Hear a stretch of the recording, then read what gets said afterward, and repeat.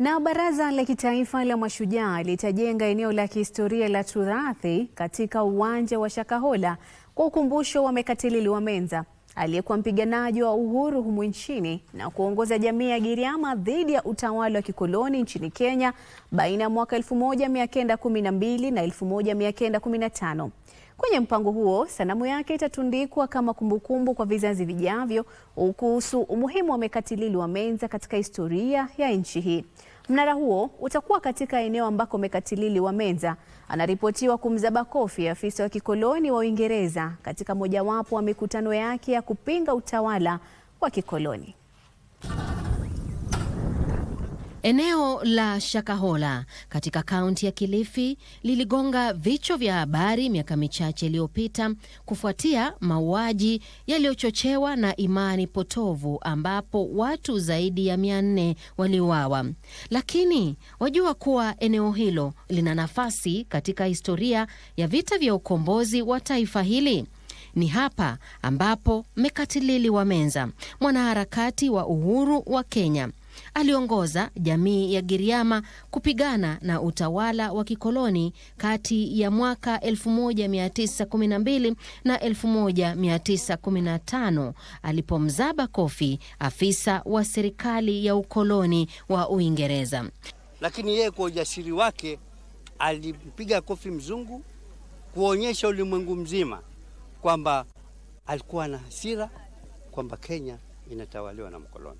Kwa hivyo nasikia Baraza la Kitaifa la Mashujaa kwa ushirikiano na serikali ya kaunti ya Kilifi sasa limeanzisha mpango kabambe wa kumtambua mpiganiaji huyo wa uhuru.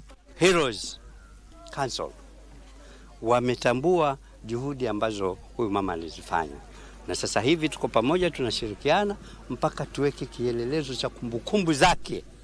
Hapo jana familia nzima ya Mekatilili wa Menza ilikusanyika katika eneo la Shakahola kwa hafla ya kumkumbuka. Hafla hiyo ilianza kwa kutakasa eneo hilo kufuatia mauaji ya hivi juzi ya kiimani ambapo watu zaidi ya 400 walifariki. Kama mtoweka wapi tutaenda kukaa, tujue tutaweka wapi, lakini msimsahau mama na yule wanja ambaye ametajwa hapa. Mama ameleta pamoja na huyo mama. Hii ni kitu ambayo inaleta muonekano mzuri katika jamii yetu, mbali na ile side nyingine ya Makenzi. Shughuli ya kutakasa eneo hilo iliongozwa na baraza la wazee wa jamii ya Wamijikenda wa Kaya waliokuwa wamevalia mavazi ya kitamaduni. Serikali kupitia Baraza la Kitaifa la Mashujaa katika kaunti ya Kilifi na washirika wengine wa maendeleo sasa itatenga eneo la kihistoria kwa kumbukizi ya Mekatilili wa Menza. It's a commitment of the council that we should be getting funds to ensure that where there's necessity for monuments and the site to be marked, the council is going to push to see some of those things are done.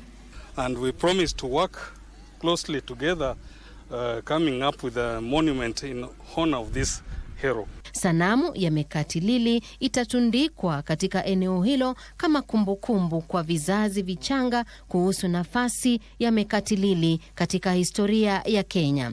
The Heroes Council want to mark it as a great heritage site for the memory of what happened in Shakahola, for the goodwill of this country. It's the first daring person on fighting Muzungus was Mekatilili wa Menza. Actually, the Giriama rebellion through Mekatilili wa Menza should probably have been the top of discussion in the country.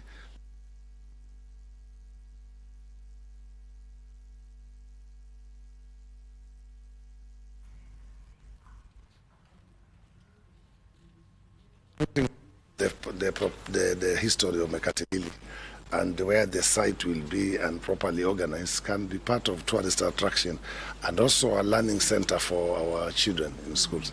Familia ya Mekatilili na maafisa wa Baraza la Mashujaa walipanda miti ya ukumbusho.